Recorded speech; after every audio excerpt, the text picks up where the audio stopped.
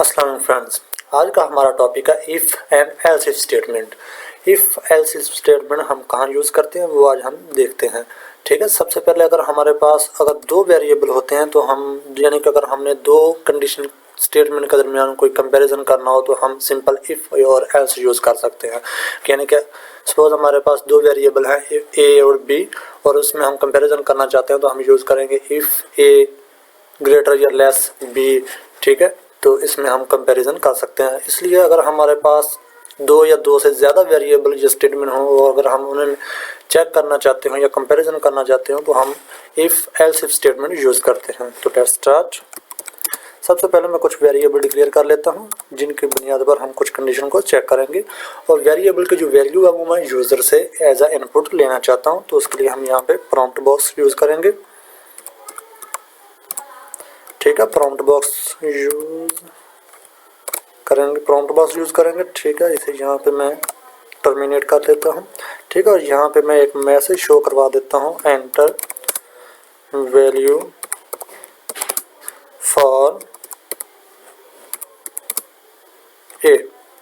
ठीक है, ए के लिए मैं एक वैल्यू एंटर करवा देता हूँ और यहाँ पे मैं यहाँ पे चाहता हूँ कि मैं दो या तीन वेरिएबल डिक्लेयर कर लूँ।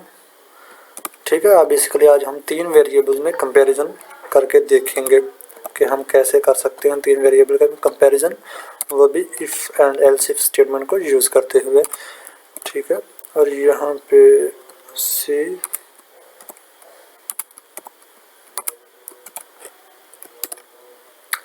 ठीक है, और यहाँ पे हम if and else if statement use करेंगे। सबसे पहले हम यूज़ करते हैं इफ़ स्टेटमेंट। ठीक है, इफ़ में हम यूज़ करते हैं इफ़ जो अगर हम इन तीन नंबर में से हमारे वेरिएबल या स्टेटमेंट में से अगर हम चेक करना चाहते हैं कि ग्रेटर नंबर कौन सा है तो हम कुछ इस तरह कंडीशन यूज़ करेंगे। A if A greater than B and A greater than C. अगर ए बी से भी ग्रेटर है और ए सी से भी ग्रेटर है देन मैसेज शो होना चाहिए डॉक्यूमेंट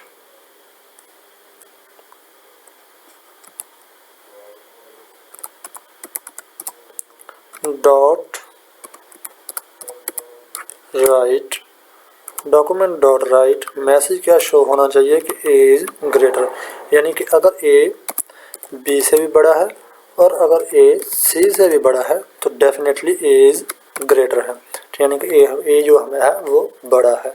ठीक है, सेम इसी तरह हम यहाँ पे इसे अगर बाकी के हमारे वेरिएबल्स में भी कंपैरिजन चेक करना चाहते हैं तो यहाँ पे हम यूज़ करेंगे इसे। ठीक है, यहाँ पे सिंपली हम सिर्फ यूज़ करेंगे एल्स इफ, और यहाँ पे भी हम यूज़ करेंगे एल्स इफ। ठीक है, और यहाँ पे एंड पे हम यूज़ करेंगे, ये देखें कि ये हमारी पहली इफ़ थी।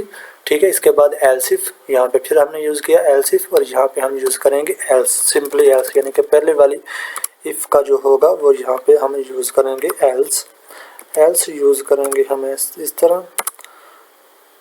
ठीक है, और यहाँ पे हम कर्ली ब्रेसेस लगाएंगे। ठीक है, और इसमें हम अपना एक मैसेज शो करवा देंगे। ठीक है, अब हम यहाँ पे इसकी कंडीशन वगैरह सेट करते हैं। मैंने यहाँ पे चेक किया था if A greater than B and A greater than C, अगर यानी कि दोनों कंडीशन ट्रू होती हैं तो फिर हमारा जो ए होगा वो ग्रेटर होगा। और यहाँ पे हम चेक करते हैं if B greater than A and B greater than C, यानी कि हमारा जो बी है वो अगर ए से भी ग्रेटर है और जो बी है वो सी से भी ग्रेटर है तो क्या ग्रेटर होगा, बी, यानी कि हमारा जो बी होगा वो ग्रेटर होगा। अदरवाइज हमारा जो तीसरा एलिमेंट है वो है सी, अगर सी ए से भी ग्रेटर है और सी जो है वो बी से भी ग्रेटर है। ठीक है, जब ये इन दोनों से ग्रेटर होगा तो डेफिनेटली हमारा जो ग्रेटर नंबर होगा वो होगा सी। ठीक है, एल्स अगर इन तीनों कंडीशन में से कोई कंडीशन नहीं होती, यानी कि अगर ए बी से ग्रेटर नहीं है, ए सी से भी ग्रेटर नहीं है, बी ए से ग्रेटर नहीं है, बी सी से ग्रेटर नहीं है, सी ए से ग्रेटर नहीं है और सी बी से ग्रेटर नहीं है, अगर ये चीज़ें हमारे जो कंडीशन है ये तमाम की तमाम फॉल्स होती हैं, तो इसका मतलब होगा ऑल नंबर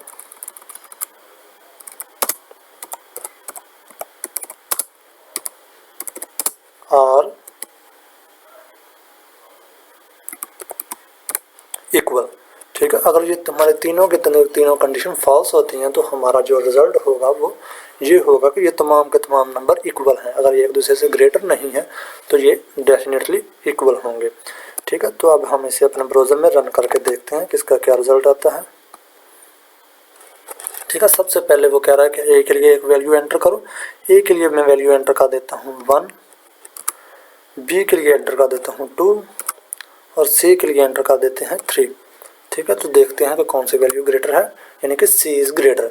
जैसा कि हमने ए के लिए 1, बी के लिए 2 और सी के लिए 3 एंटर किया था, तो इससे हमें भी पता चल रहा था कि जो हमारा सी का वैल्यू है वो ग्रेटर है। ठीक है, तो इस तरह हमारा ये प्रोग्राम वर्क कर रहा है। ठीक है, इस तरह हम इसे रिफ्रेश करके दोबारा चेक करते हैं। मैं पहले वैल्यू एंटर कर देता हूँ ए के लिए 10, बी के लिए एंटर कर देता हूँ 20। ठीक है, और सी के लिए एंटर कर देते हैं हम 3।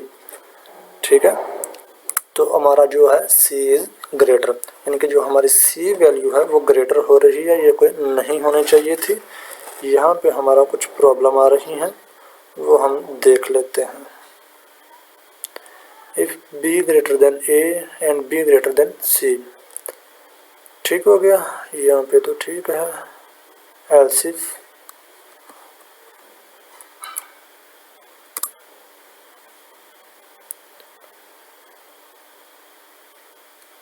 document dot write c greater than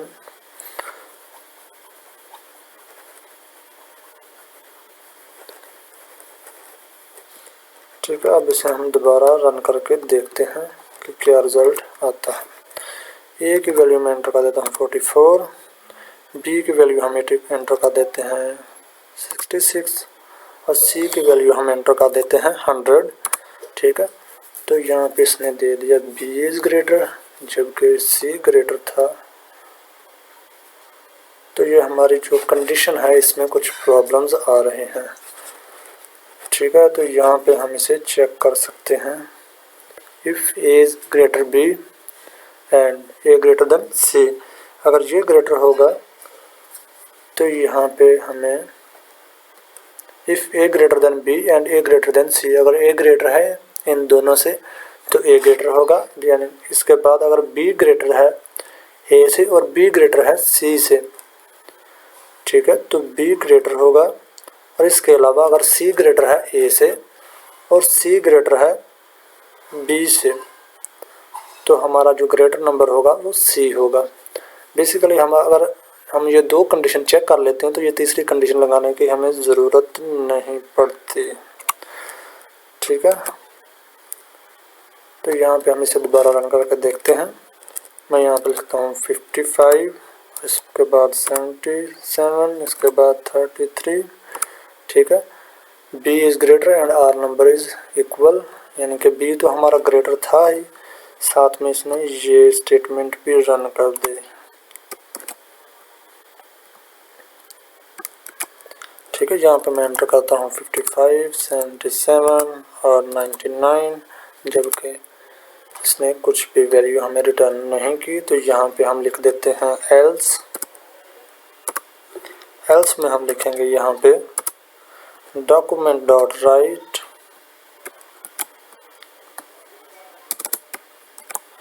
यहाँ पे हम लिख देंगे सी इज़ ग्रेटर। ठीक है, तो अब हम इसे रन करके दोबारा अपने ब्राउज़र में देखते हैं। यहाँ पे मैं एंटर करता हूँ 55, 88 और 100। ठीक है, अब देखते हैं बी इज़ ग्रेटर।